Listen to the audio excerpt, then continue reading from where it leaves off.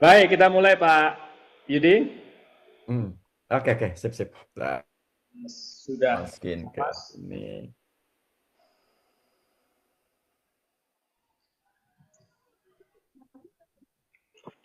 Ini dari mana saja ini? Dari yang hadir?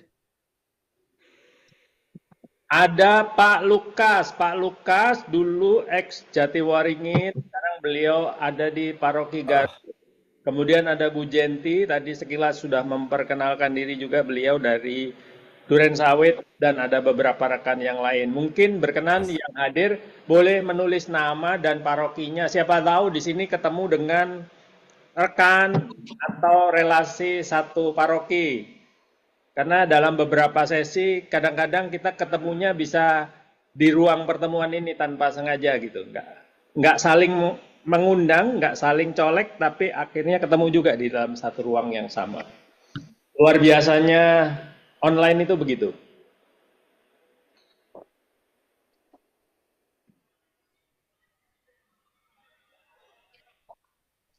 Bapak Ibu dipersilakan Bapak Ibu mengikuti pertemuan pada siang hari ini senyaman mungkin. Tidak wajib juga menghidupkan video, tetapi kami berharap apa yang kita bagikan bisa menjadi inspirasi bagi Bapak Ibu semua.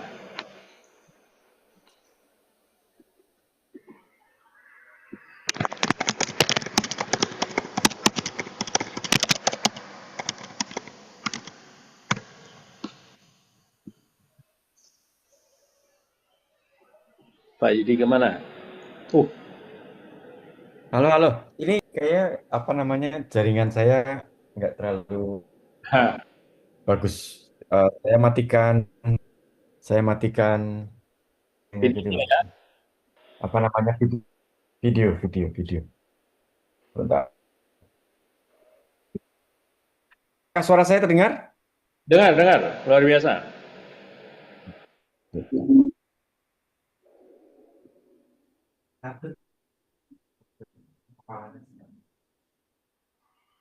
Terima kasih Ibu Jenti dari MBK. Baik, Bapak Ibu, selamat siang. Kita akan mulai pada sesi pada siang hari ini.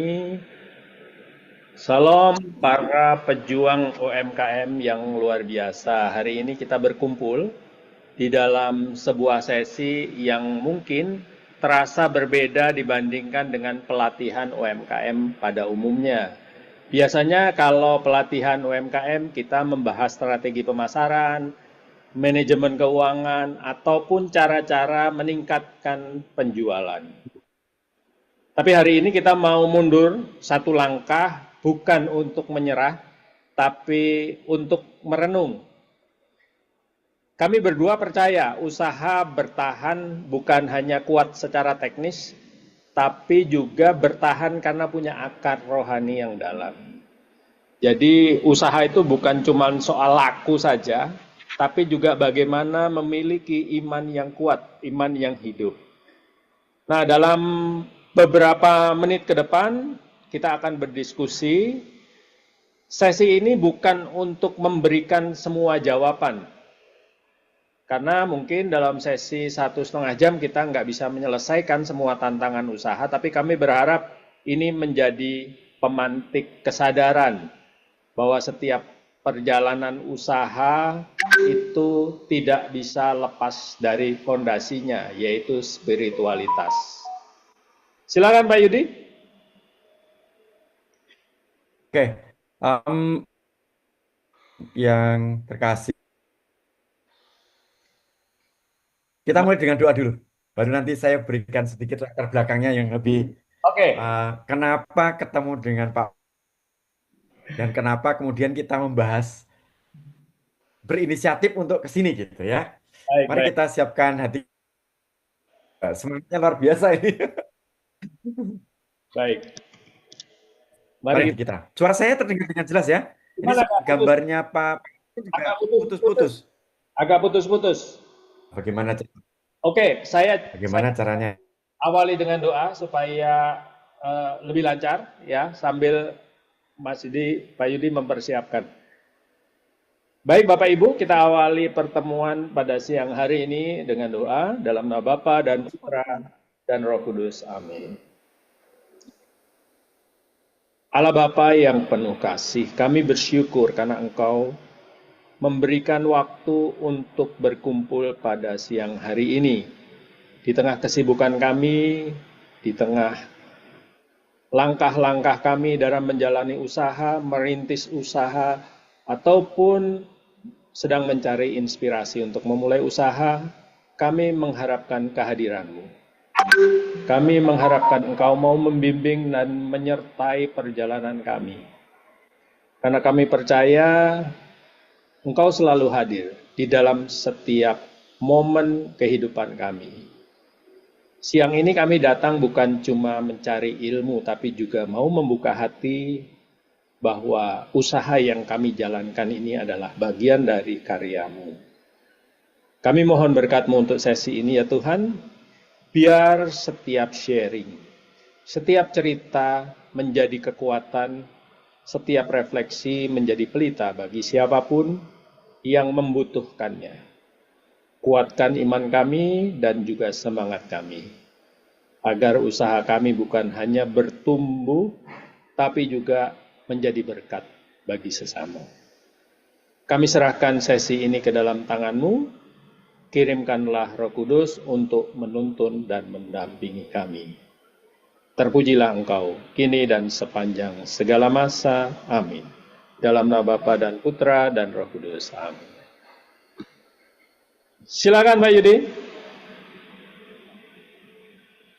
Oke, cek sound. Apakah terdengar dengan baik? Oke, mantap. Halo. Mantap. Oke, sip ya. Nanti kalau suara-suara terputus mohon di Ya, kadang-kadang memang masih suka putus-putus, Pak Ibu. Halo. Ya. Lanjut. Oke, gimana caranya? Oke, sip. Oke, Bapak Ibu, terima kasih sudah datang di sesi hari ini. Pasti di antara kesibukan dan proses menyempatkan diri yang luar biasa ya. Sampai kemudian kita bertemu di ruangan ini. Mungkin sedikit latar belakang dulu. Kenapa kemudian sesi ini kemudian muncul dan menjadi sangat menginspirasi. Bahkan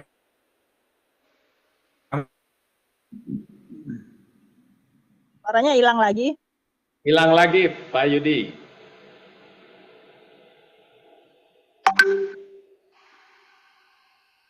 Baik. Suaranya masih hilang-hilangan, Pak Yudi. Jadi kayaknya harus keluar dulu dan balik lagi. Masih suka hilang-hilangan.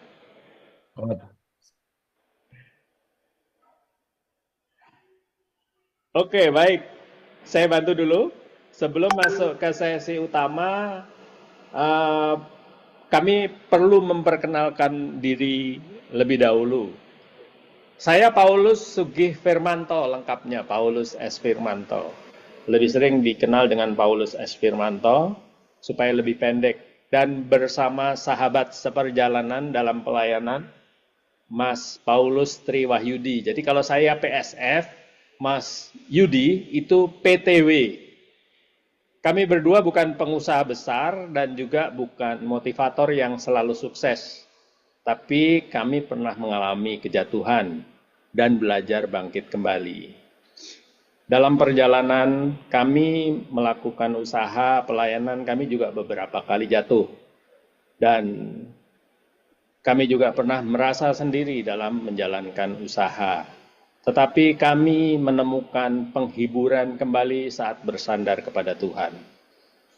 Dan pada siang hari ini kami datang berdua bukan sebagai orang yang paling tahu, tetapi sebagai teman sesama pejuang yang terus belajar untuk mengelola usaha dan sekaligus iman kita kepada Tuhan. Kami bersyukur bisa membuat ruang pada siang hari ini. Biasanya ruang ini kami malam biasanya bersama Pak Yudi, biasanya malam hari. Dan mudah-mudahan apa yang kami sampaikan ini bisa jadi penguatan Sekali lagi bukan karena kehebatan kita berdua, tapi karena Tuhan yang menyertai langkah-langkah kita.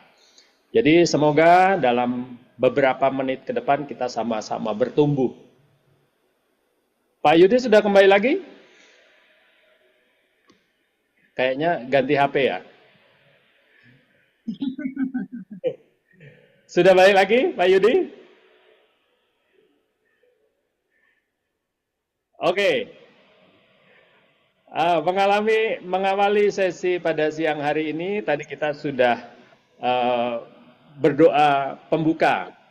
Siang ini kita akan membacakan inspirasi Injil pada siang hari ini, mengawali seluruh pertemuan pada siang hari ini. Bapak Ibu, kalau kebetulan sedang bisa membuka gadgetnya, jadi sekarang bukan Alkitab tapi Algadget, karena dalam satu gadget itu ada segala macam. Namanya Algadget. Untuk membuka firman Tuhan yang menjadi landasan pertemuan kita pada siang hari ini. Firman Tuhan kita yang kita pakai sebagai landasan diskusi pada siang hari ini diambil dari Markus 4 ayat 35 sampai dengan 41. Bu Lofi, selamat datang. Selamat datang Pak, makasih. Ya. Selamat siang. Baru nyampe Pak. Maaf. Bapak Ibu ada yang sedang membuka Injil? Nah, kalau kebetulan ada yang sedang membuka Injil boleh dibacakan, tetapi kalau tidak saya akan sharing ayatnya. Baik, kita akan baca bersama-sama Bapak Ibu. Inilah Injil Yesus Kristus karangan Markus, diambil dari Markus bab 4 ayat 35 sampai dengan 41. Pada hari itu waktu hari sudah petang, Yesus berkata kepada mereka, "Marilah kita bertolak ke seberang." Mereka meninggalkan orang banyak itu lalu bertolak dan membawa Yesus beserta dengan mereka di dalam perahu, di mana Yesus telah duduk dan perahu-perahu lain juga menyertai dia. Lalu mengamuklah taufan yang sangat dahsyat, dan ombak menyembur masuk ke dalam perahu, sehingga perahu itu mulai penuh dengan air. Pada waktu itu Yesus sedang tidur di buritan di sebuah tilam. Maka murid-muridnya membangunkan dia dan berkata kepadanya, "Guru, engkau tidak peduli kalau kita binasa?" Ia pun bangun menghardik angin itu dan berkata kepada danau itu, "Diam, tenanglah." Lalu angin itu reda dan danau itu menjadi teduh sekali. Lalu ia berkata kepada mereka, "Mengapa kamu begitu takut? Mengapa kamu tidak percaya?" Mereka menjadi sangat takut dan berkata seorang kepada yang lain, "Siapa gerangan orang ini, sehingga angin dan danau pun taat kepadanya?" Demikianlah sabda Tuhan. Terpujilah Kristus. Baik, Bapak Ibu. Pak Yudi sudah bisa recover? Kelihatannya beliau masih sibuk dengan koneksi. Bagaimana Pak Yudi? Halo, halo. Sudah bisa? Halo, apakah terdengar? Sudah dengar, baik. Kedengeran Pak. Sudah bisa dengar, aman. Aman-aman. Oke, sip. Oke. Sampai di mana tadi ya? Sampai bacaan Injil. Jadi mungkin saya akan lanjutkan sekilas dulu konteks ini. Kebetulan Injil ini sama dengan bacaan pada hari ini. Hanya bedanya bacaan pada hari ini diambil dari Injil Matius. Jadi luar biasa sekali. Hari ini bacaan diambil dari Injil Matius bab 8 ayat 23 sampai dengan 27. Jadi sama konteksnya dengan yang dibacakan pada hari ini. Latar belakangnya Injil ini, Yesus waktu itu sedang dalam perjalanan pelayanan di sekitar Danau Galilea. Dan memang danau ini dikenal dengan kondisi yang cuacanya sangat ekstrim, bisa berubah tiba-tiba. Dan sebelum peristiwa ini, Yesus mengajar banyak orang tentang kerajaan Allah. Dan sudah mulai malam, Yesus mengajak mereka bertolak ke seberang dan dia tidur di buritan perahu. Tiba-tiba datang badai besar dan seperti yang kita saksikan, ombak menghantam, kita dengar ombak menghantam dan seterusnya. Nah, di sini ada pertanyaan yang menarik, ada yang menarik. Sebetulnya kenapa kok Yesus tidak langsung meredakan badai? Kenapa kok Yesus nunggu ditegur atau ditanya oleh murid-muridnya? Silakan Pak Yudi.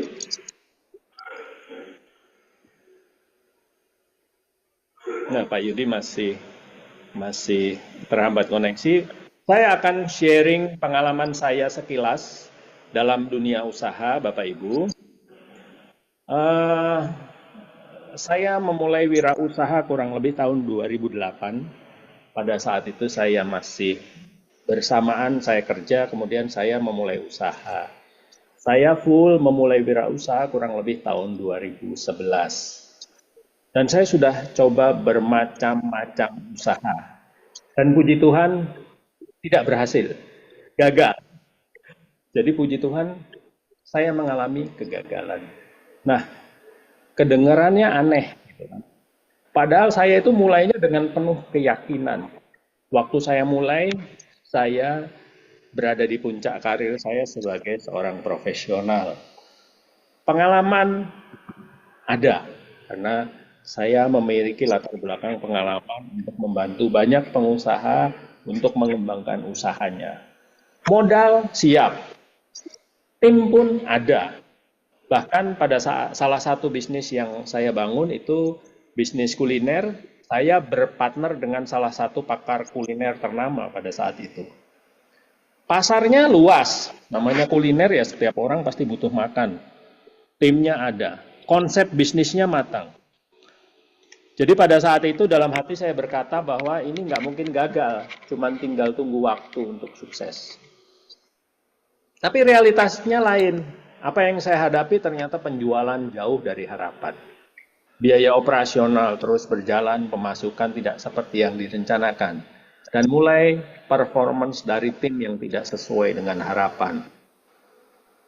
Mulailah tim yang begini, begitu, dan ketidakjujuran dan lain sebagainya. Seiring waktu mental sudah mulai turun. Bahkan di saat satu persatu usaha saya mulai gagal, aset juga satu persatu mulai habis. Dijual untuk bertahan. Hingga pada akhirnya beberapa usaha itu harus saya tutup. Di saat yang bersamaan, bisnis kerjasama dengan seorang teman juga di bidang properti juga ikut gagal. Saya panik betul, karena bukan hanya keuangan yang jatuh waktu itu, tapi mental juga. Bingung, frustasi, apa yang salah? Jadi kenapa ya kok semuanya rasanya sudah siap, tapi kok gagal? Nah, dalam permenungan saya menyadari bahwa kelemahan saya justru pada tadi yang saya sampaikan. Saya merasa semuanya sudah siap. Saya merasa semuanya sudah sempurna. Sehingga yang terjadi apa? Saya terlalu overconfidence. Terlalu percaya pada kekuatan sendiri. Dan dalam perjalanan mendampingi teman-teman UMKM, terutama di wilayah Bekasi, banyak yang menemui hal yang sama. Ternyata overconfidence itu salah satu penyebab utama kegagalan bisnis. Overconfidence itu buahnya macam-macam. Kalau overconfidence, buahnya nanti overinvest. Biasanya karena yakin, overinvest. Yang tadinya rencana mau investasi 50 juta karena overconfidence, wah uangnya akhirnya ditaruh di situ. Bahkan berkembang. Dari bangun rencananya sederhana, akhirnya menjadi mewah. Yang kedua terlalu idealis. Overconfidence membuahkan juga idealisme. Sulit terima masukan. Kadang-kadang teman ngingetin, kenapa nggak coba begini, kenapa nggak coba begitu. Tapi karena overconfidence membuat kita terlalu idealis. Kemudian juga kita meremehkan risiko. Tutup telinga, merasa kita sudah paling tahu. Dan yang paling parah, lupa berdoa. Karena saya merasa semuanya bisa dihandle sendiri. Kita melibatkan Tuhan, tapi sekedar formalitas. Jadi pemberkatan usaha, doa memulai usaha, misa memulai usaha, semua dilakukan. Tetapi hanya sekedar formalitas, karena biasanya hanya di awal saja. Dalam perjalanan waktu, doa tidak menjadi landasan dalam kegiatan berusaha. Dan waktu saya belajar membaca dari Markus 4:35-41 ini, saya merasa seperti murid di dalam perahu itu. Panik, takut, kok rasanya Tuhan diem aja gitu. Padahal kalau kita perhatikan Bapak Ibu di dalam perahu itu, Tuhan itu ada di situ. Dia selalu ada. Dia bukan datang dari luar perahu, tapi dia ada di dalam perahu.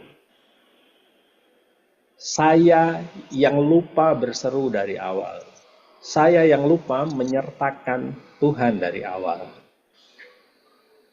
Jadi dari badai itu, saya dapat banyak pelajaran bahwa Tuhan mungkin memang sengaja tidak langsung menghentikan badai itu.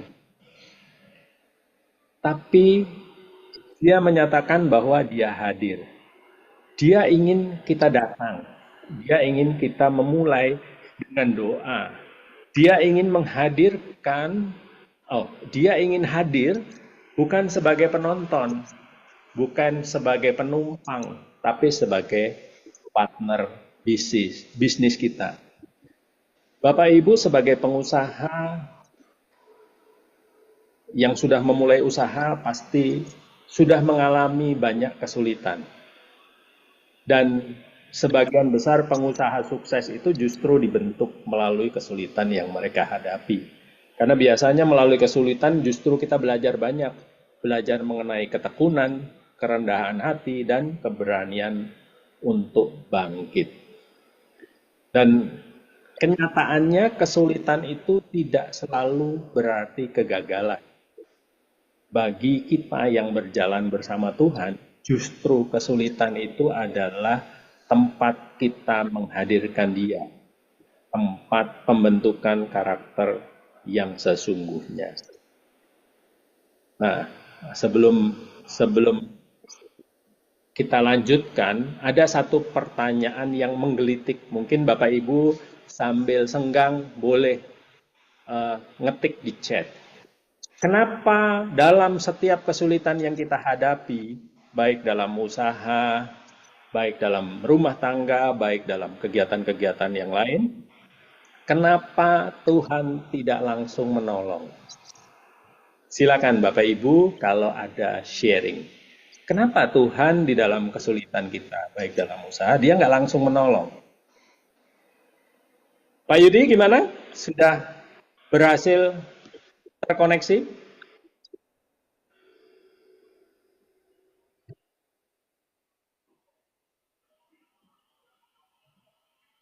Silakan Bapak Ibu yang berkenan sharing. Kenapa Tuhan dalam perjalanan hidup kita, saat kita menemui kesulitan, kita sudah berdoa. Atau Tuhan pasti tahu kalau kita mengalami kesulitan. Kenapa dia tidak langsung menolong? Pada saat usaha kita, modal kita sudah mulai menipis. Kenapa dia kok nggak langsung menolong? Gitu? Ini anaknya, ini anak Tuhan. Gitu kan. Kenapa dia tidak langsung menolong?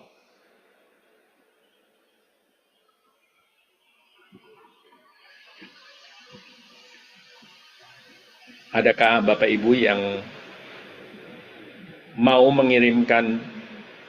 Nah, terima kasih Bu Indri untuk jawabannya. Agar Tuhan memberi ruang untuk kita sadar dan introspeksi di mana salahnya kita. Tuhan mau kita selalu bergantung kepadanya. Terima kasih Bu Jenti. Terima kasih Bapak Ibu yang sudah menuliskan chat. Baik, Bapak Ibu. Bapak Ibu ingat peristiwa Bartimeus, di mana dia datang kepada Yesus sebagai orang buta yang teriak-teriak. Yesus tahu dia buta. Yesus tahu betul bahwa dia butuh pertolongan. Tapi dia tanya pada Bartimeus, apa yang kau kehendaki aku perbuat daripadamu? Jadi mungkin dalam situasi yang kita alami, pertolongan itu belum datang betul seperti yang disampaikan Bu Indri. Tuhan memberi ruang untuk kita sadar introspeksi di mana salahnya kita. Tuhan mau kita bergantung kepadanya. Tuhan sudah tahu yang baik dari kita. Hanya saja kita yang nggak ngerti. Nah ini Pak Marcelinus, terima kasih Pak. Ini nanti akan menjadi pemicu pertanyaan selanjutnya, yang menariknya. Jadi memang sebetulnya Tuhan tahu, tapi Tuhan ingin kita datang. Sekali lagi, dalam perjalanan usaha, sering ditemui kita menghadirkan Tuhan hanya sebagai formalitas. Kita taruh lambang-lambang, simbol-simbol di tempat usaha kita. Tapi sering kita tidak betul-betul menghadirkan Tuhan. Dan juga di dalam kesulitan, sering kita meminta jawaban yang instan. Meminta jawaban yang instan agar apa yang kita lakukan itu makin lama makin mudah. Gitu kan? Kadang jawaban yang hadir itu belum tentu bentuknya sama dengan yang kita doakan. Betul nggak Bapak Ibu? Jadi kadang-kadang kita berdoanya minta A, bantuannya bentuknya B. Tapi kita terus ngotot, karena bentuknya B itu berarti bukan datang dari Tuhan. Padahal bantuan B itu bisa jadi itu merupakan jawaban Tuhan supaya kita menghampiri. Apakah Bapak Ibu pernah punya pengalaman di mana dalam perjalanan usaha, dalam perjalanan hidup, bantuan yang Tuhan berikan ternyata berbeda dengan apa yang kita harapkan, tapi hasilnya lebih luar biasa gitu. Mungkin Bapak Ibu ada yang punya pengalaman. Momen di mana bantuan yang Tuhan berikan betul-betul berbeda dengan apa yang kita harapkan. Bahkan mungkin di luar pikiran kita. Tapi yang luar biasa, bantuan itu menghantarkan kita kepada hasil yang kita inginkan. Siapa yang pernah mengalami, Bapak Ibu, situasi seperti itu?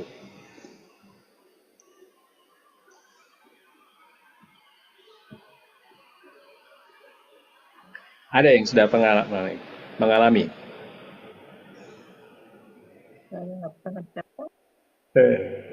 Selamat siang, Bu Lovi, silakan. Ada yang nggak bisa ngechat, Pak. Oh, boleh langsung ngomong aja, Bu. Nah, silakan. Pengalaman ada ya. Ya, kalau menurut saya sih ini ya, ada pasang surutnya ya. Kadang-kadang kita minta misalnya, Tuhan Yesus, terima kasih dulu. Tuhan Yesus, siapkan hari ini aku minyak goreng misalnya, beras sama telur misalnya, udah yang nggak saya yang tinggi-tinggi. Puji Tuhan, datangnya kadang-kadang pas, kadang-kadang lebih kaget kita. Tiba-tiba orang minta ini, minta itu. Jadi ini ya, tapi kadang-kadang kita udah minta-minta, udah terima kasih dulu, minta-minta. Tuhan siapkan ini. Kamu jangan minta dulu ya, kali misalnya Tuhan Yesus bisa ngomong gitu. Persiapan kemarin kan masih ada buat 2 hari. Ya udah, ya saya terima aja. Jadi kadang-kadang kita minta dikasih pas. Kadang-kadang minta tiba-tiba kaget, dapatnya lebih. Makanya kita kalau dikasih lebih, jangan terus langsung boros gitu. Maaf ya Pak, saya nggak bisa ngechat. Nggak apa-apa, Bu Lovi. Jadi luar biasa sekali. Luar biasa sekali. Mirip dengan yang sering dihadapi oleh teman-teman. Jadi pertanyaan yang sama itu sering saya juga sampaikan pada saat pendampingan kepada teman-teman UMKM. Eh, Kadang manusia itu nggak tahu diri. Saya lebih tepatnya nggak tahu diri. Kadang manusia nggak tahu diri, kadang kita ngotot minta yang kita mau, padahal Tuhan sedang memberi yang kita butuhkan. Padahal Tuhan sedang memberi yang kita butuhkan, bukan yang kita mau. Tapi sayangnya justru karena bentuk yang diharapkan itu berbeda, kita lupa terima kasih, kita justru melewatkan bantuan itu. Contohnya, Tuhan tolong lancarkan modal saya. Tapi orang yang dikirim oleh Tuhan malah ngajarin, kamu tuh harus tekun, kamu harus kreatif, kamu bertahan tanpa utang dulu misalnya. Nah, itu kadang-kadang bentuk jawabannya seperti itu, tapi kita mengingkari. Kita juga karena kita nggak merasa itu bantuan Tuhan, boro-boro kita terima kasih kan. Bahkan mungkin kita tidak menyambutnya. Itu yang terjadi. Jadi itu yang menjadi refleksi kita dalam perjalanan kita berusaha. Saat bentuk bantuan yang Tuhan berikan berbeda dengan apa yang kita harapkan, sering kita anggap Tuhan tidak menjawab doa kita. Maka penting untuk selalu kita refleksikan dalam perjalanan usaha kita. Jangan-jangan Tuhan itu sudah bantu, tapi karena saya terlalu sibuk menuntut bentuk yang berbeda, saya nggak sadar bahwa dia itu sudah bekerja. Siapa yang mengamini situasi ini atau pernah mengalami situasi ini? Silakan Bapak Ibu mungkin mau komen atau sharing. Nah, ini mirip dengan yang Pak Marcelinus sharingkan kepada kita. Tuhan sudah tahu yang baik bagi kita dan dia sedang menolong, hanya saja kita nggak ngerti atau sadar dengan pertolongan Tuhan. Pak Marcelinus mau share situasi yang dialami, boleh? Di mana ya? Oh, ini ada di bawah.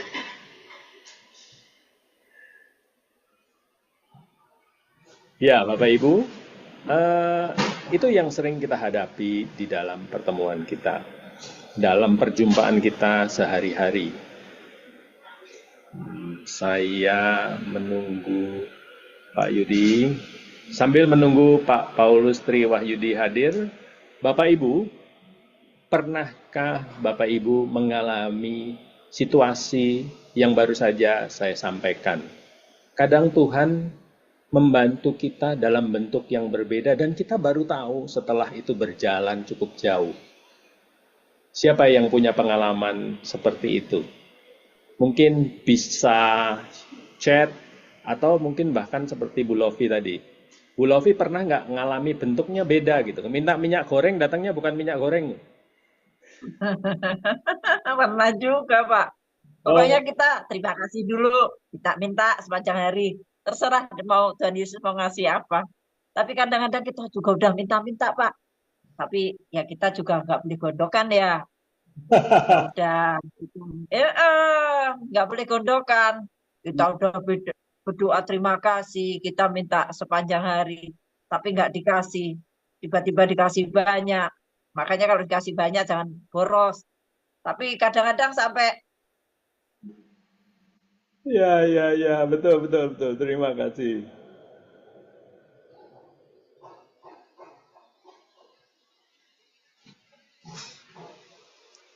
Terima kasih Bu Indi, tadi sudah share.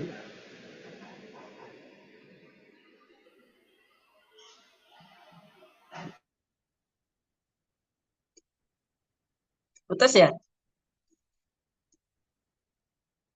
nggak kedengeran.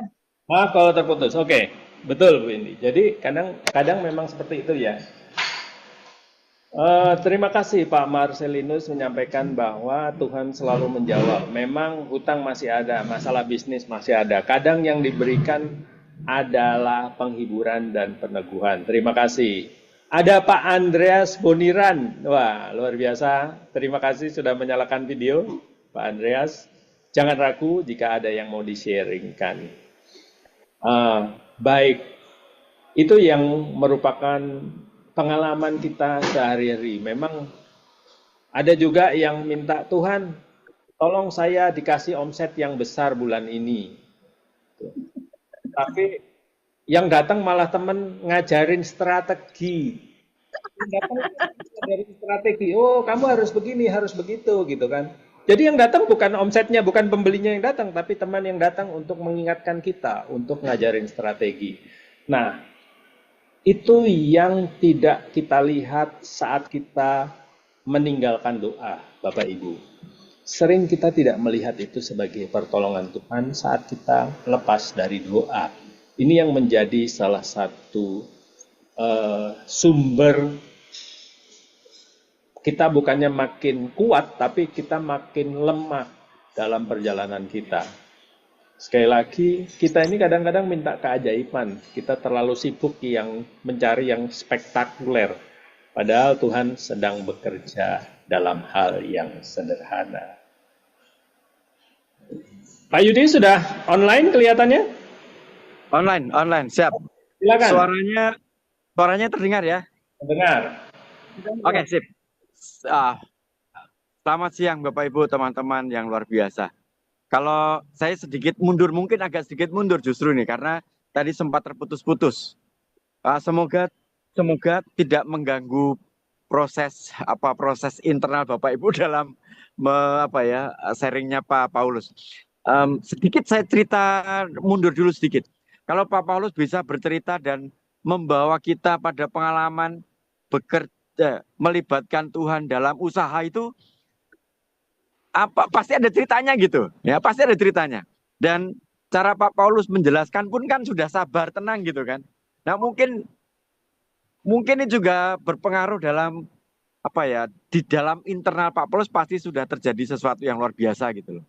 Nah, saya itu tadi sempat terpikirkan berapa juta sih gitu, atau berapa miliar sih gitu loh, uang yang kemudian dalam tanda kutip hal yang keluar itu gitu. Kan seringkali ketika kita ngomong kayak gini tuh, enak aja nih, Bapak nih menyertakan Tuhan gitu, enak aja gitu. Kan Bapak nggak di posisi saya ngalamin seperti ini gitu. Nah, ini karena pengalaman ini kan saya berangkatnya dari pengalaman menemani teman-teman UMKM yang kalau kita ngomongin mestinya begini, Bapak kan dengan di posisi saya gitu. Nah, kan kita punya cerita nih. Pak Paulus punya perjalanan. Dan saya yakin itu sangat mendalam. Lalu terjadi sebuah transformasi. Transformasi di mana modal ada, pengetahuan ada. 20 tahun di profesional, sampai 30 tahun di profesional. Artinya kan segala kecakapan untuk membangun bisnis kan ada gitu. Itu kan berarti kan dari area yang namanya bisnis itu seolah-olah udah selesai di situ. Lalu tiba-tiba memasukkan unsur menyertakan Tuhan gitu loh. Tadi sharingnya kita kan, waktu buka usaha kita juga pakai misa. Rumahnya diberkati, tempat usahanya diberkati. Kemudian, mungkin di proses berikutnya kita tidak menyertakan Tuhan di situ. Kita sudah membuka dengan Tuhan, tetapi di proses pengambilan keputusan, proses berjumpa dengan klien, proses transaksional, mungkin kita kemudian ya pede tadi itu. Nah, boleh nggak sebelum kita masuk yang lebih dalam lagi, bagaimana proses transformasi itu? Karena setiap kita punya ceritanya masing-masing, tapi cerita Pak Paulus ini menginspirasi. Kok bisa ya kemudian menemukan bahwa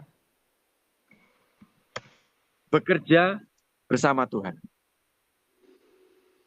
Nah, supaya juga bacaan itu bukan hanya sekedar menjadi ya karena ini orang Katolik misalnya gitu kan, kemudian harus ada kitab sucinya, enggak. Tapi memang itu yang kemudian menghidupi dan dihidupi dalam proses transaksional bisnis maupun dalam proses running bisnis. Mungkin saya pertanyaannya agak mundur ini ya. Tapi menurut saya bagi teman-teman juga akan menjadi dasar yang sungguh mendasari dalam proses nanti berusaha lagi gitu. Semoga cerita saya cukup bisa dipahami ya. Saya terlalu bersemangat ini berceritanya. Gitu dulu Pak Paulus. Bisa jadi luar biasa sekali ya. Memang apa ya, harus dialami, dan kita juga kita kadang-kadang juga harus melihat inspirasi dari orang lain. Ini salah satu alasan kenapa kita membuka ruang seperti ini. Eh, saya mengalami proses perjumpaan itu bukan saya bertapa, Pak Yudi. Bukan saya bertapa Hmm. terus dapat wangsit saya ada di gua, tetapi saya justru mengalami perjumpaan dari orang-orang di sekitar saya pada saat saya mau menimba kekuatan atau saya membantu, tapi ternyata malah saya yang dibantu. Jadi saya pernah dapat satu cerita, kenapa saya memutuskan untuk berkecimpung mendampingi UMKM. Ada seorang ibu yang dia cerita pengalaman mengenai penyakit yang dia derita. Waktu itu dia sakit mata, berat. Tuhan memvonis, bukan Tuhan, dokter memvonis dia harus operasi. Dan bahkan mungkin ancamannya kebutaan. Dia jumpa dengan salah seorang teman yang cerita. Saya nggak tahu asal ceritanya dari mana, tapi singkat kata cerita itu intinya begini. Pada saat kita mengalami kesulitan, contoh sedang sakit mata, kamu justru harus membantu orang yang memiliki kesulitan yang sama sebanyak mungkin. Aneh kan gitu. Ini aneh gitu kan. Jadi ini menurut saya aneh gitu. Kita nggak punya duit, kamu harus bantu orang yang nggak punya duit. Gitu kan. Itu gampangnya kalau dari sisi usaha. Nah ini ceritanya, dia sakit mata, divonis sudah 99% tidak melihat, tetapi saran dari teman itu malah begitu, dia disuruh bantu sebanyak mungkin orang yang mengalami sakit yang sama dengan dia. Akhirnya dia melakukan karena dia merasa bahwa ini jawaban Tuhan, dia melakukan. Dia setiap hari datang ke RSCM, dia lihat ada yang di klinik mata itu. Sebentar Bapak Ibu, saya tutup pintu.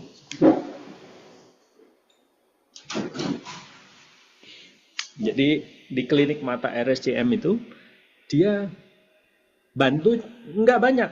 Ada yang minta didampingi, dia membelikan kacamata, hal-hal kecil. Jadi dia membantu sebanyak mungkin pasien yang dia bisa bantu di situ. Jadi sehari satu orang, sedapat mungkin dia bantu. Luar biasanya Pak Yudi. Penyakit matanya itu luar biasa, berangsur-angsur menjadi sembuh. Bahkan yang tadinya divonis 99% harus operasi. Jadi ini tadi yang saya sampaikan di awal, bahwa kadang kita mungkin minta bantuan, ingin sembuh, tapi yang datang itu bukan langsung disembuhkan. Bentuknya berbeda. Begitu juga yang saya lakukan. Jadi waktu itu saya, waduh, apa yang harus saya lakukan? Ya udah, saya nggak bisa diam, jadi saya harus membantu. Saya mendampingi beberapa teman-teman saya yang mengalami kesulitan dalam usaha. Banyak juga ternyata teman-teman yang mengalami usaha kaitannya dengan pengembangan usaha yang dilakukan suami istri, bahkan ada yang sampai hampir bercerai, didampingi dan lain sebagainya. Tahapannya saya membantu. Itu ceritanya, tahapannya saya membantu. Tapi pada kenyataannya saya yang dibantu, karena saya mendapat banyak masukan, mendengar cerita mereka, mendengar proses mereka, bagaimana mereka mengalami kesulitan, bagaimana proses mereka berusaha untuk keluar dari kesulitan ini. Jadi itu Pak Yudi, bukan karena saya bertapa, tapi karena ya memang ternyata bentuk bantuan tadi selalu berbeda dengan apa yang kita harapkan, dan luar biasanya dahsyat. Itu kira-kira. Ya ini justru disinilah kemudian kita berdiam diri sejenak ketika kita kurang atau bermasalah, malah kita diminta untuk apa sebutannya ya? Kita sakit mata malah disuruh bantu itu orang yang sakit mata. Itu kan bentuk panggilannya itu loh, bentuk jawabannya itu kan aneh ya. Kita nyebutnya masih aneh gitu loh. Ya. Jadi mungkin prosesnya bukan langsung begitu, tapi pada saat dia minta kesembuhan, ternyata yang datang adalah orang yang memberikan saran itu. Jadi Kak, saya mau lihat prosesnya apa tadi. Ya, saya dalam usaha juga begitu. Kita, Tuhan, saya butuh modal. Yang datang bukan bank yang memberi modal, tapi bentuknya lain gitu kan. Iya, iya, iya, iya. Ada bank yang datang nih Pak Paulus modal gitu, enggak. Tapi bentuknya bisa betul-betul berbeda. Silakan dilanjut Pak Yudi.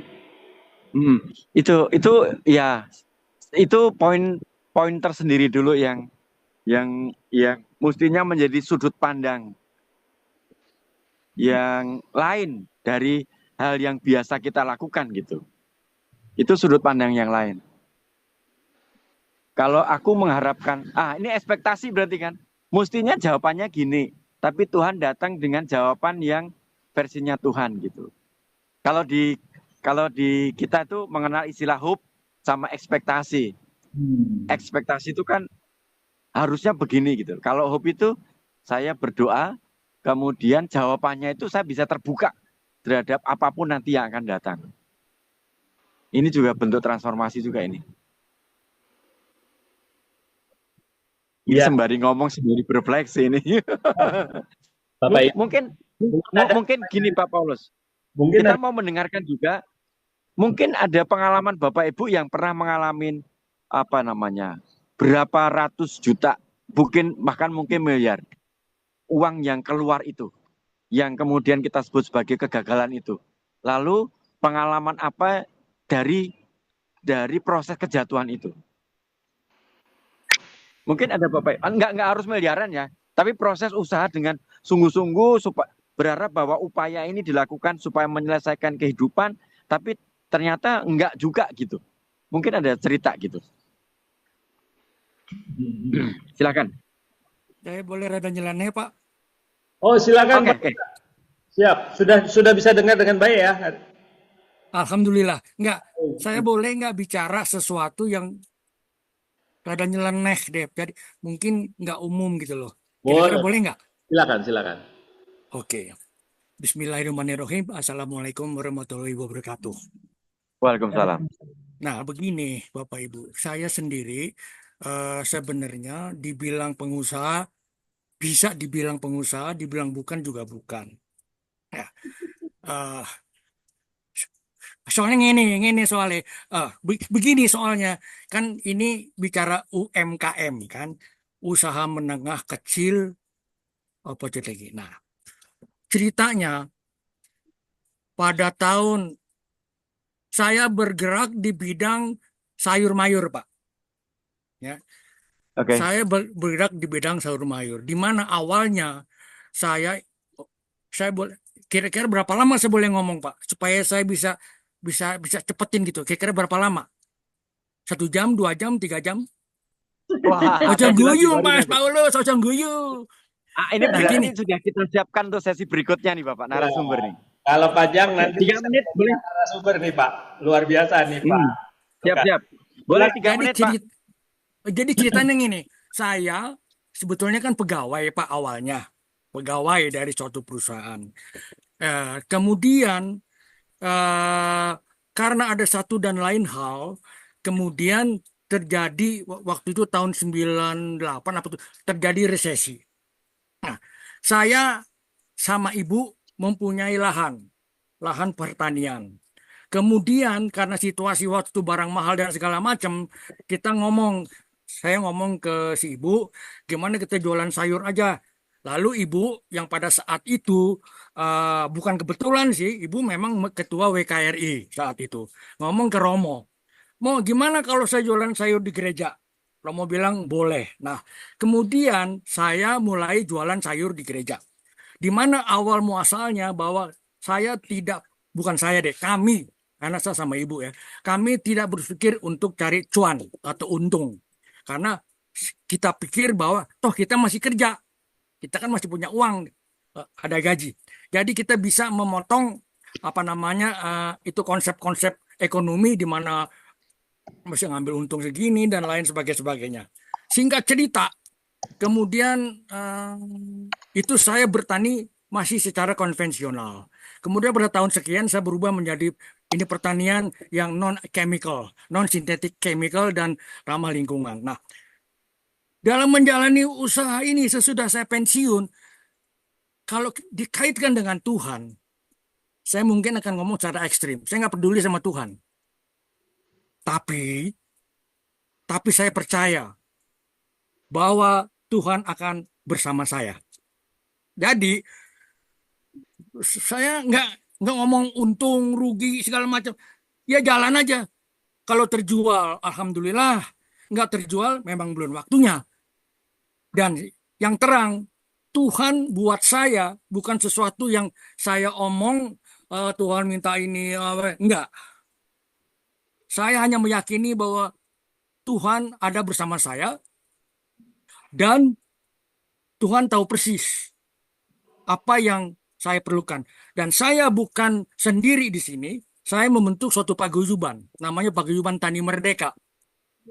Di dalam Paguyuban Tani Merdeka itu adalah ada suatu perkumpulan tani-tani yang dulunya bukan petani, yang dulu asal muasalnya buruh tani. Kemudian di atas lahan yang alhamdulillah Tuhan berikan ke kami, kita kelola bersama. Dan dalam berjalannya waktu itu berjalan. Kita jualan ke gereja-gereja di Keuskupan Agung Jakarta. Kemudian sesudah pensiun saya pindah ke sini dan masih tetap jualan. Dilalah pada tahun itu kan datang COVID. Nah, begitu ada COVID, kita sudah tidak bisa jualan ngirim ke Jakarta maupun ke Bandung. Coba bayangin kalau sudah begitu, kita mau makan apa? Karena kami di paguyuban ini 1000% makannya dari hasil tani yang kami jual ke Jakarta dan Bandung. Tapi dengan terjadinya COVID, tidak bisa jual sama sekali. Coba. Kalau udah gitu kita mau hidup gimana? Ini belum anggota petani yang lain. Saya nggak tahu bagaimana. Ya. Tapi ada aja Tuhan memberikan saya sesuatu karena saya adanya di Garut. Tuhan tuh memberikan peluang jualan di Garut yang padahal sebelumnya saya tidak bisa tidak jualan di Garut. Datang ada orang teman ngebantu saya, kalau itu jualan di Garut aja, kalau di Garut kan pada masa pandemi itu masih bisa jalan. Walaupun kalau bicara omset orang ekonomi hancur-hancuran kan, tapi yang penting masih bisa mangan. Nah itu kan. Nah, berarti paguyuban ojo guyu, tapi paling tidak anggota paguyuban saya masih bisa hidup, masih bisa jalan, bisa makan. Nah, kemudian tahun 2020 ya, pandemi itu hasilnya 2022 kalau nggak salah. Ternyata market yang di di Garut itu ikan terbuka, terus terbuka di Bandung dan mulai jualan lagi di Jakarta. Saya bilang ini Tuhan ini gila-gilaan ini, ya. Saya nggak peduli kok masih bilang. Saya yakin, maka itu tadi saya bilang Tuhan akan tetap bersama saya. Kalau saya tetap yakin itu. Dan soal untung rugi, ini kalau menurut pendapat saya, seringkali kita sering memikirkan untung rugi. Duit lah, modal lah, segala macam. Nah, menurut saya modalnya adalah keyakinan saya. Pak, terus terang saja, saya nggak punya duit kalau bicara begitu. Saya nggak punya duit, cuma orang-orang ini mau bekerja. Akhirnya karena saya bikin pupuk sendiri, bikin obat sendiri. Akhirnya apa? Production cost amat sangat rendah. Dan saya jual tentu dengan harga yang nggak peduli. Orang lain tawar, saya gamparin. Enak aja lo nawar-nawar barang. Emang lo nggak mikirin yang memproduksi? Kalau itu saya sombong, Pak. Saya tidak akan mau menjual kepada orang yang nawar barang sayur saya. Boleh tanya sama saya punya customer, termasuk Bu Lovi. Itu Bu Lovi tahu persis. Saya jual pisang 5.000 ya 5.000. Tanya Bu Lovi. Nah, orang nawar nggak saya gubris. Itu doang Pak, alhamdulillah. Saya nggak mau sombong. Sampai hari ini paguyuban kami masih eksis tanpa harus kaya raya, tanpa harus banyak duit, tetap jalan. Itu kalau bukan karena Tuhan, karena siapa? Sedangkan bertani itu kan bisa jadi bisa enggak. Pupuk boleh sama, bibit boleh sama, perlakuan boleh sama. Kalau mau hancur, hancur aja kan. Tapi alhamdulillah semua tetap jalan sesuai dengan proporsinya. Tuhan tahu persis kok kebutuhan kita. Makanya kita, kalau saya berpendapat, saya nggak mau aneh-aneh. Saya makannya paling banter sekilo itu buat berapa hari segala macam kan itu sama no iku kan loh. Udahlah, saya segini dulu ngomongnya. Luar biasa. Waalaikumsalam. Oke, ini menarik. Kalau kita cermati dari rangkaian kalimat yang bertubi-tubi kita dengarkan ini, itu pengusaha itu nampaknya lebih banyak bergantung secara spiritual. Karena kan sebenarnya dibilangnya nggak percaya sama Tuhan, tetapi memiliki keyakinan bahwa ada yang mengatur, berpasrahnya itu luar biasa. Kalau dari cerita tadi ya, kita kan tidak, kalau saya sebagai seorang mungkin pengalaman menjadi karyawan kan tanpa disadari saya itu ya bagaimanapun juga kan ini bos saya, digaji tidak digaji, itu beda pengalamannya dengan punya usaha sendiri. Nah mungkin area ini juga menjadi menarik untuk kita cermati juga. Ketika seorang menjadi pengusaha atau punya usaha sendiri, rasa bergantungnya kepada Tuhan itu kayaknya lebih dalam ya. Kayaknya ya. Mungkin ada yang sharing, mungkin ada yang cerita. Saya mungkin menambahkan bahwa teman-teman yang berada di bisnis pertanian itu justru malah paling dekat dengan Tuhan, Pak Yudi. Kenapa? Karena partner langsungnya itu Tuhan. Yang Iya, ternyata ya. di saat dia tidur, tanaman itu tumbuh, tanaman itu berkembang, tanaman itu berbuah. Ya siapa lagi gitu kan? Beda kalau kita fisik punya toko gitu kan. Kadang kita mesti promosi, kelihatan nih promosi. Tapi kalau petani itu lihat padi, tanaman-tanaman yang lain tumbuh itu ya kita harus berpartner dengan Tuhan. Maka kalau boleh dibilang yang punya partner langsung, yang punya saham dalam bisnis terbesar, Tuhan punya saham bisnis terbesar itu ya di pertanian. Karena dia yang berkontribusi. Itu inspirasi. Pantesan mereka para petani ini lebih bijak ya Pak ya. Ya, lebih apa ya? Ya lebih membumi, lebih dekat dengan pencipta. Ya. Jadi rata-rata ritual-ritual yang mereka lakukan itu justru untuk betul-betul berterima kasih kepada alam ciptaan. Ini yang luar biasa. Oke, menarik. Nggak pernah kebayang akan ada cerita seperti ini.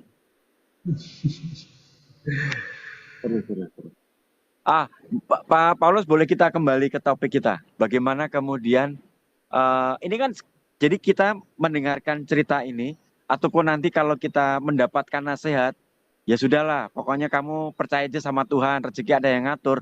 Bukan lagi sebagai sebuah pengalaman yang menjadi defense mechanism kita. Lalu ngomong, Bapak nggak ngalamin kondisi saya seperti saya sih. Itu bukan lagi seperti itu. Karena ternyata ada sudut pandang yang lain yang sudah dialami oleh begitu banyak orang yang menyertakan Tuhan di dalam proses berbisnisnya gitu. Jadi kita bisa melihat dengan sudut pandang yang beda nih. Dan kemudian memberi ruang bahwa ada penyertaan yang luar biasa di dalam proses berusaha ini. Betul. Itu ada pada saat saya sharing mengenai betapa pentingnya melibatkan Tuhan, salah satunya dengan berdoa, bukan formalitas tapi betul-betul doa itu bagian dari awal perencanaan usaha kita. Ada seorang teman yang statementnya begini, saya tahu saya perlu berdoa, tapi bagaimana saya menyelesaikan usaha saya, problem usaha saya itu besok itu sudah ada tukang tagih datang Pak Paulus katanya. Gimana ini saya menghadapinya gitu kan. Jadi mungkin udah panik kan gitu. Saya tahu saya perlu berdoa, tetapi bagaimana menyelesaikan problem saya saat ini, besok? Ini Nah, ayo loh. Real kan itu? Itu kan mungkin juga kita sedang hadapi nih. ya itu pertanyaan itu sangat jujur dan manusiawi karena disitulah mungkin sebagian besar pelaku usaha itu mengalami pergumulan itu. Hampir setiap saat kita mengalami pergumulan antara saya kepada Tuhan memegang teguh iman kita atau realitas deadline besok bank sudah nagih gitu kan. Nah, jawaban singkatnya adalah berdoa itu bukan berarti kita pasrah. Menyertakan Tuhan di dalam usaha kita itu mendorong kita untuk tetap terus bergerak. Jadi bukan berarti kita diam. Yang pertama, doa itu bukan pengganti. Ini ya. Ya, doa itu bukan menggantikan kerja. Jadi bukan berarti setelah berdoa ya udah kita diam gitu. Besok Tuhan yang dalam kegiatan ya kita tetap perlu melakukan kegiatan yang semestinya menjadi tanggung jawab kita. Kalau kita harus kirim-kirim penawaran, ya lakukan. Seperti Pak Lukas tadi, ya udah, saya nggak bisa jualan ke sana, saya jualan ke sini, gitu kan. Tetap harus melakukan kegiatan. Menjual kemana saja Tuhan membimbing langkah kaki saya. Itu istilahnya begitu kan. Saya nggak boleh ke barat, ya saya ke timur.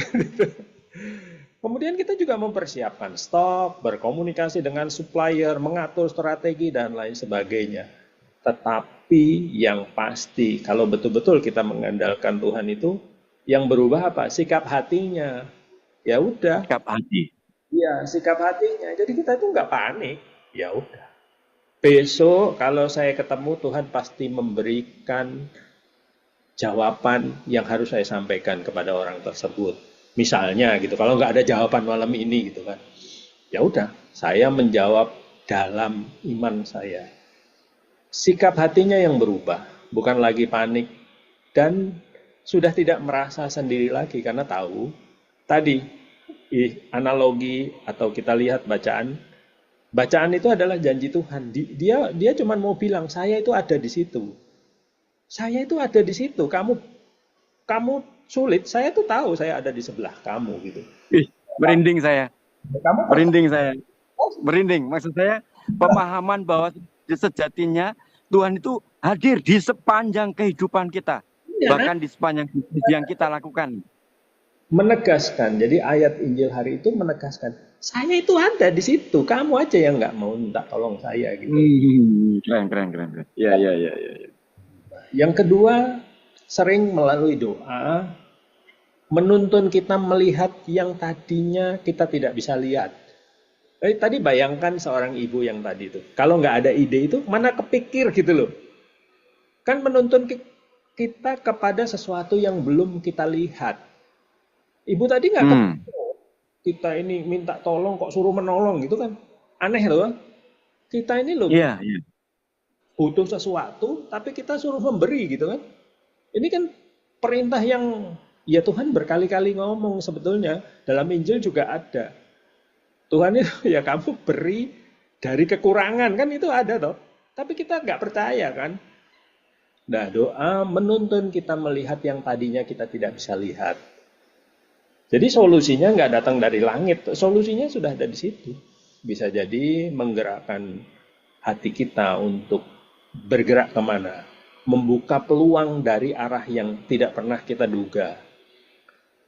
Atau mengingatkan, oh ya ternyata saya ada ide yang dulu saya sudah pernah bangun, sekarang diingatkan lagi, gitu kan? Maka setelah berdoa itu jangan diam. Langkahnya ini nanti langkah pertama setelah kita berdoa itu sudah langkah dalam bimbingan Tuhan. Tapi kalau kita diam ya kita nggak nyampe kan. Setelah doa kan melangkah. Langkah pertama itu. Jadi buka mata, gerakkan tangan dan sensitif terhadap petunjuk-petunjuk yang sekecil apapun. Dan hal yang ketiga adalah, ya besok mungkin tetap bisa berat, tapi bukan berarti tidak ada harapan. Karena mungkin ada satu tantangan, ada satu hambatan, tapi akan ada peluang yang muncul. Yang pasti kita diberikan kekuatan mental. Tadi Pak Lukas sudah menggambarkan begitu jelas. Oh, saya diberikan kekuatan dalam masa pandemi selama 2 tahun itu luar biasa. Ternyata saya tidak kelaparan kan. Garis besarnya kan begitu. Ternyata juga saya diberikan arah baru. Ternyata yang paling bersyukur lagi tetap waras di tengah tekanan. Karena banyak orang memilih jalan pintas loh. Tetap Iya, waras. iya, iya. Jadi masalahnya tidak berubah, tapi kita yang berubah. Masalahnya nggak jadi ringan, tidak. Tapi kita yang menjadi lebih kuat, gitu. Berdoa Oke. dan bergerak. Jadi sebenarnya hal yang di luar itu tidak berubah. Tuhan tidak mengubah hal yang di luar, tetapi Dia mengubah yang di dalam. Termasuk kita tetap memiliki harapan. Ketidakpanikan itu membuka ruang bagi kita untuk melihat apa hal-hal yang sederhana yang selama ini terlewatkan sehingga malah nampak sebagai peluang gitu ya. Oh, itu keren. Ini ada Ya, ya, ya. yang luar biasa dari Bu Indri, sangat meneguhkan kita sekalian. Kejadian memang sedang terjadi dalam diri saya, di mana saat ini saya harus menjaga dan merawat ayahanda yang harus cuci darah 2 kali seminggu. Saya usaha catering rumahan, bukan pewaris tapi perintis, artinya ibu memulai dari awal. Saya cuma doa, Tuhan cukupkan apa yang saya butuhkan untuk ayahanda. Puji Tuhan, Tuhan lancarkan orderan saya dan hebatnya Tuhan kasih orderan di luar Senin dan Kamis jadwal cuci darah ayah. Merinding. Luar biasa ya. Luar biasa ya. Puji Tuhan.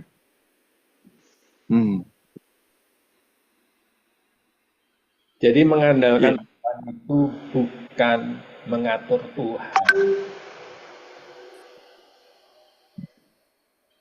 Tugas kita itu setia dalam proses, sabar dalam tekanan. Kita itu jangan nunggu sampai badai baru kita datang. Oh, Tuhan itu sebelum badai dia sudah ada di situ kan. Gitu. Coba kalau kita bangunkan sebelum badai terus ngobrol-ngobrol. Coba kalau para murid di dalam perahu itu ngajak ngobrol, badai itu akan datang nggak? Mungkin bahkan nggak jadi datang gitu kan. Tapi karena murid itu membiarkan Yesus tertidur di situ, dia sibuk sendiri gitu kan, tidak berinteraksi, gitu ya Pak Yudi? Iya. Badai itu datang, cuma ngomong, kamu tuh kok nggak percaya gitu kan? Nah ini sama. Jadi mengandalkan Tuhan bukan mengatur Tuhan, melibatkan juga bukan hanya pada saat dalam badai, tapi libatkan dia dalam sejak awal. Bukan cuma pembukaan, peresmian, tapi di tengahnya kosong. Nanti ada kesulitan baru datang. Enggak. Di tengahnya juga ada. Nah ini semoga pada sesi siang hari ini, tidak hanya bagi Bapak Ibu yang sudah memiliki usaha, tapi Bapak Ibu yang ingin memulai usaha. Saya melihat cukup banyak Bapak Ibu yang hadir di sini ingin memulai usaha. Yang penting adalah mulailah bersama dengan Tuhan itu bukan sebagai formalitas, tapi betul-betul sebagai suatu bentuk kerjasama. Bukan formalitas, bukan cuma peresmian tempat usaha. Bahkan mungkin saat Bapak Ibu bingung saya harus mulai usaha apa, libatkan itu. Apa yang cocok, bagaimana, apakah banyak kita sering salah investasi, ketipu investasi yang nggak benar, ditawarin bisnis ini itu. Dan saya yakin dengan bimbingan doa, kita akan ditunjukkan jalan yang terbaik. Kurang lebih itu Pak Yudi. Mungkin ini juga bisa menjadi, saya sangat terharu dengan apa yang dibagikan Bu Indri, luar biasa sekali. Dan saya merasa sangat terberkati, puji Tuhan, Bu Indri hadir pada siang hari ini, memberikan sharing yang sungguh meneguhkan. Ya. Menjadi menarik juga. Saya terteguhkan justru ketika ada Zoom ini. apakah kemudian Zoom ini juga bisa menjadi ruang bagi kita untuk saling berbagi, kemudian saling mendapatkan sesuatu juga gitu. Itu menjadi menarik karena banyak ternyata hal yang apa ya, menggetarkan lah ya, yang memberi inspirasi. Jadi teknis itu penting ya, Pak Yudi. Teknis itu penting. Iya. Kita usaha mengetahui apa yang dibutuhkan untuk buka usaha. Kalau ingin buka restoran ya minimal tahu cara nyalain kompor itu penting. Iya, rule of the game-nya itu ada gitu. Iya, Teman-teman, rule of the game-nya itu ada. cara. Dan ya, itu yang justru di awal, kalau dalam proses dulu menemani teman-teman yang punya usaha, kan saya berangkat dari sesi motivasi, berangkat dari sesi di multi level marketing. Jadi semangat spirit motivasi itu kan menjadi kuat gitu. Kemudian selalu melihat dari sisi bahwa apa ya, pokoknya yakin aja gitu. Nah kemudian ketemulah dengan Pak Paulus, ngobrol banyak bahwa ada area lain yang perlu juga dicermati. Salah satunya kan rule of the games itu. Hukum-hukum ekonomi tetap berjalan, tetap dilakukan. Pekerjaan apa yang mesti dilakukan. Tapi ada ruang lain juga yang bahkan sebutannya jauh melampaui itu lagi gitu loh. Karena begitu kita membuka ruang untuk bertumbuh, nanti akan ketemu orang yang jago kuliner. Kita dituntun atau dipertemukan orang yang jago apa, karena kita membuka ruang untuk bertumbuh.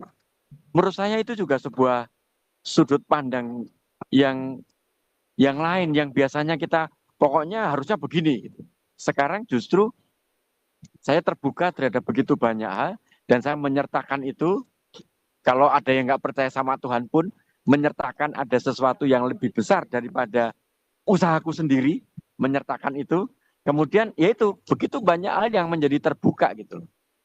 Dan salah satu hal yang saya temukan juga bahwa Tuhan itu tidak langsung memberikan jawaban terhadap pertanyaan yang kita ajukan.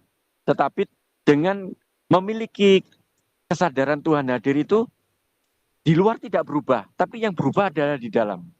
Dan kita tidak menjadi panik. Ketika kita tidak menjadi panik, ada ruang bagi kita untuk bisa menjadi pendengar yang baik, melihat dengan lebih jernih, dan ternyata jawaban-jawabannya itu ada di sekitar kita. Itu sebuah peneguhan yang luar biasa. Begitu menurut saya. Ya, luar biasa. Ini yang menjadi inspirasi kita bersama. Dan tadi sekali lagi, hari ini saya pun dapat Pak Yudi. Jadi hari ini pun saya belajar, hari ini pun saya dikuatkan oleh sharing Pak Lukas, Pak Marcelinus, Bu Indri, Bu Jenti, teman-teman yang hadir di sini. Jadi kita dalam perjumpaan ini adalah berkat untuk kita semua. Gitu.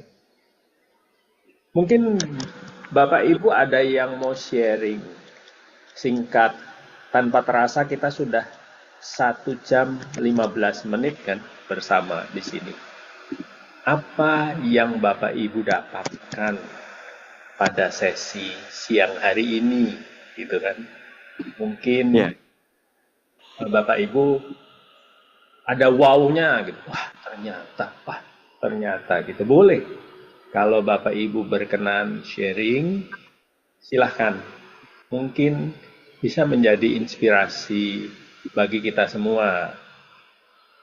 Pak, maju Pak. Silakan. Pak ya. Silakan. Halo? Siapa tadi? Baik, teman-teman mungkin ada yang mau membagikan?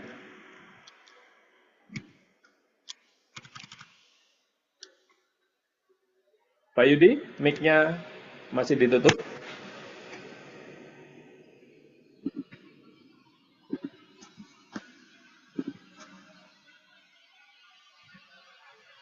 Baik, Bapak Ibu.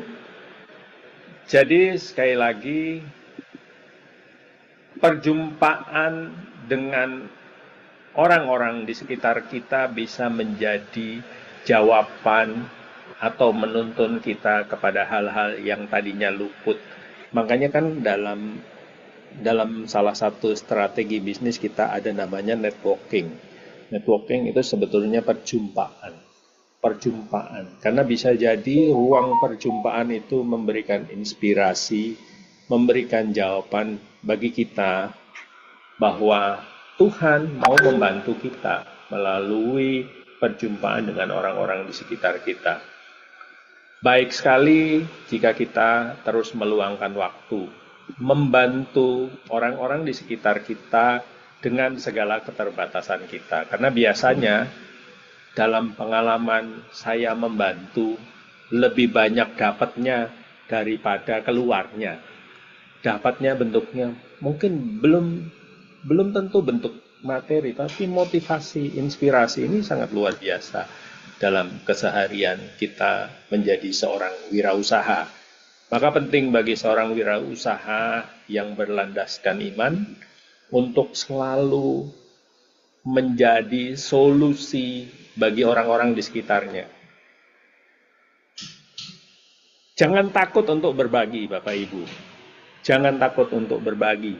Jangan takut untuk membantu orang-orang di sekitar kita. Karena melalui itu nggak akan pernah habis.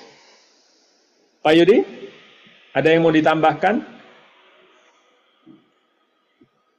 Kelihatannya Pak Yudi ada kegiatan. Terima kasih Pak Marcelinus.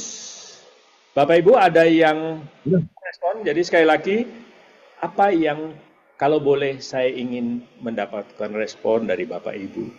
Satu kata, apa yang Bapak Ibu rasakan, dapatkan dalam perjumpaan siang ini? Kalau ada yang berkenan menuliskan di chat, silahkan. Tapi ada yang mau menyampaikan langsung dalam bentuk kata-kata singkat, silahkan juga. Pak Marcelinus kelihatan sudah siap. Halo. Ya, silakan. Ya, Pak Yudi, silakan. Saya mau dengar, saya mau dengar juga dari Bapak Ibu teman-teman. Responnya dari sesi hari ini kan. Ada insight apa gitu ya?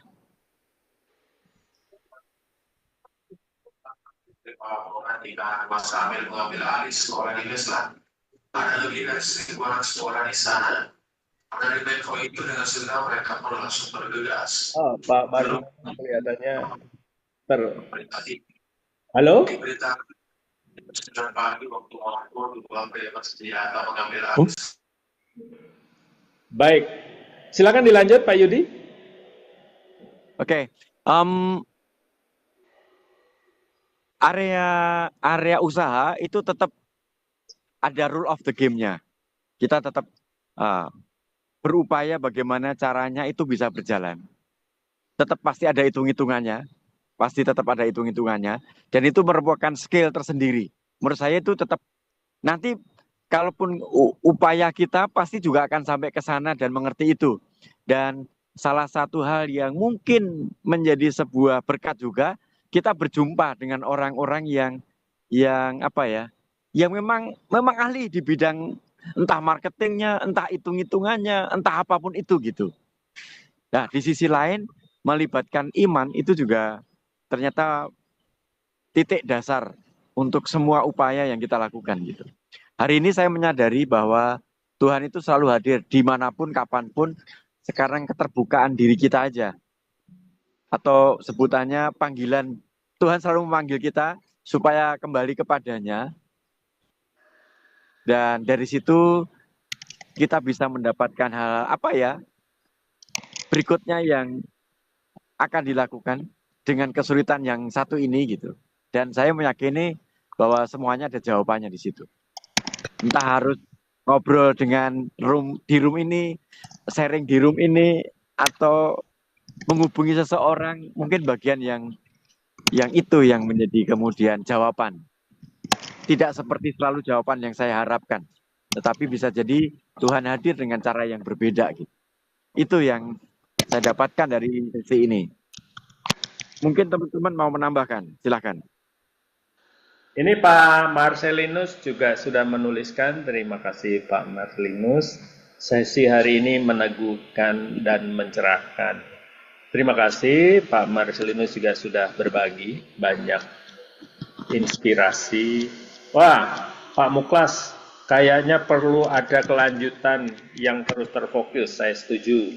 Makanya saya mengundang Bapak Ibu untuk memberikan masukan apa yang perlu kita diskusikan terus bersama-sama. Melalui ruang chat saya akan membagikan, kami punya channel namanya Ruang Ngopi. Selama ini kami ini menemani para pelayan Tuhan, khususnya para pengurus lingkungan, para pelayan di paroki, mendampingi mereka. Nah, ini sesi pertama kami menginisiasi ruang pertemuan untuk mendampingi Bapak Ibu, para UMKM. Karena kami menyadari para UMKM juga perjuangannya sangat luar biasa. Itu sebabnya kami membuka diri untuk menerima saran masukan dari Bapak Ibu, atau Bapak Ibu punya ide inspirasi. Pak, kayaknya kita cocok deh ngobrol ini itu. Nah, ini juga menarik juga Pak Yudi ya. Ya. Ini kan ada yang terus bertumbuh dan berkembang dan menyatukan frekuensi sebutannya kita, bahwa banyak orang itu sebenarnya begitu ada pintu satu kebuka, yang lainnya itu itu ada yang seru gitu. Kemudian yang menyatukan kekuatan juga sebenarnya. Kita tidak sendirian. Dan Tuhan itu selalu ada di sana gitu. Itu yang terus kita diingatkan. Nah, terkait dengan skill-skill apapun yang nanti butuhkan, saya meyakini pasti akan ada cara menuju hal itu. Gitu. Baik, luar biasa. Oke, wrap up perjumpaan kita pada siang hari ini. Bapak Ibu, terima kasih.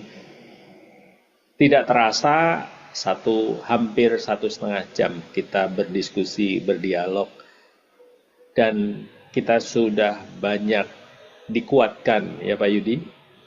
Ya, betul. Seringkali tadi kita diskusi, seringkali kita bertanya, kenapa Tuhan tidak langsung menolong? Kenapa pertolongannya tidak sesuai dengan harapan saya? Karena Tuhan bukan hanya ingin kita diselamatkan dari masalah, tapi Dia ingin kita ini mengkonfirmasi kehadirannya dan melibatkan Tuhan dalam hubungan yang lebih dalam bersamanya. Kemudian juga seperti Yesus yang kita lihat bersama para murid-murid di perahu. Yakinlah Bapak Ibu bahwa Dia tidak pernah jauh. Dia menunggu kita untuk menyadari bahwa bantuannya tidak datang karena badai, tapi bantuannya selalu datang dalam situasi apapun.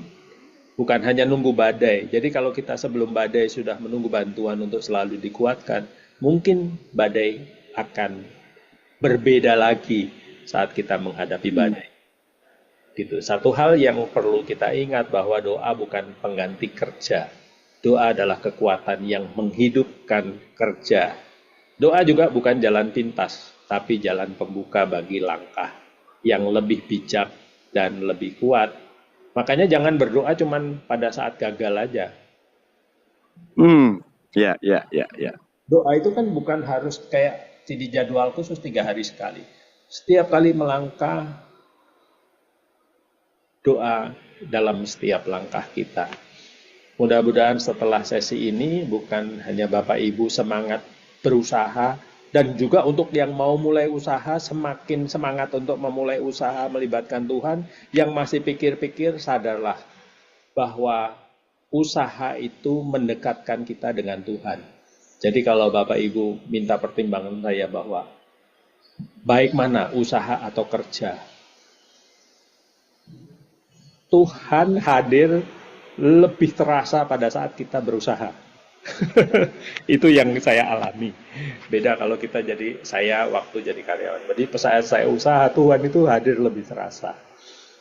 Dan dalam usaha bukan hanya omset, tapi pertumbuhan, harapan, iman, dan kasih yang kita kejar. Gitu Pak Yudi?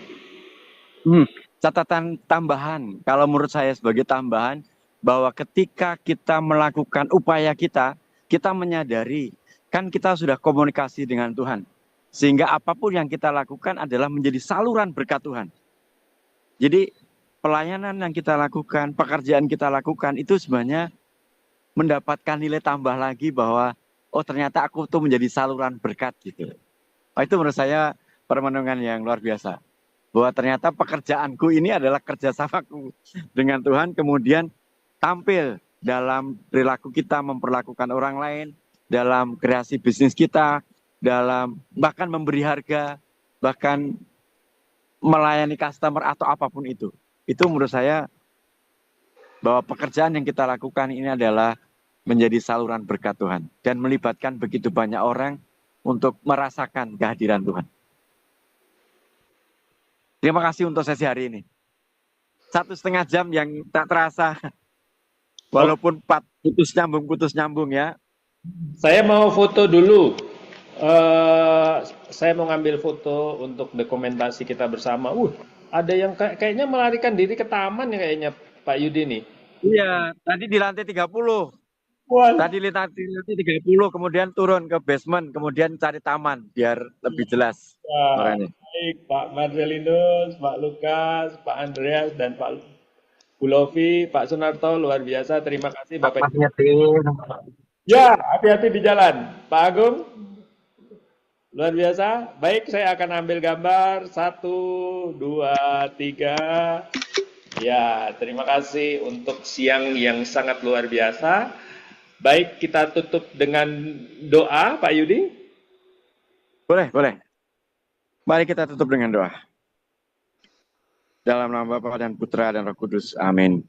Bapa di surga, kami ucapkan syukur dan terima kasih atas penyertaan-Mu dari awal, pertengahan hingga akhir sesi hari ini. Semoga sesi hari ini menjadi awal bagi kami untuk semakin melibatkan Tuhan dalam kehidupan kami, baik di pekerjaan kami, di upaya-upaya kami yang kami lakukan, juga dalam perjumpaan dengan orang-orang yang kami jumpai. Kami mampu melihat wajah-Mu ya Tuhan di dalam setiap perjumpaan dan memberikan yang terbaik, menjadikan saluran berkat dan menjadi ruang bagi siapapun juga untuk terus bertumbuh dan berkembang. Kami menyadari bahwa Engkau hadir di setiap perjumpaan kami dengan siapapun, dalam bentuk apapun, sehingga roh yang kami rasakan ini bisa menjadi inspirasi juga bagi siapapun. Terima kasih Tuhan atas penyertaan-Mu dalam hidup kami. Jadikan kami saluran berkat untuk siapapun yang berjumpa dengan kami. Terima kasih Tuhan. Amin. Kemuliaan kepada Bapa dan Putra dan Roh Kudus, seperti pada permulaan, sekarang, selalu, dan sepanjang segala abad. Amin. Nama Bapa dan Putra dan Roh Kudus. Amin. Terima kasih Pak Yudi, Bapak Ibu yang sudah hadir. Sekali lagi kami juga membuka kolaborasi karena kami yakin kami tidak sendiri. Jadi Bapak Ibu yang memang bergerak di bidang pelayanan, PSE, lembaga-lembaga lain, kami juga ingin sekali bisa berkolaborasi, terutama memperkuat UMKM dalam berbagai bentuk. Salah satu bentuknya adalah rekoleksi online, kemudian mentoring mini, dan komunitas doa.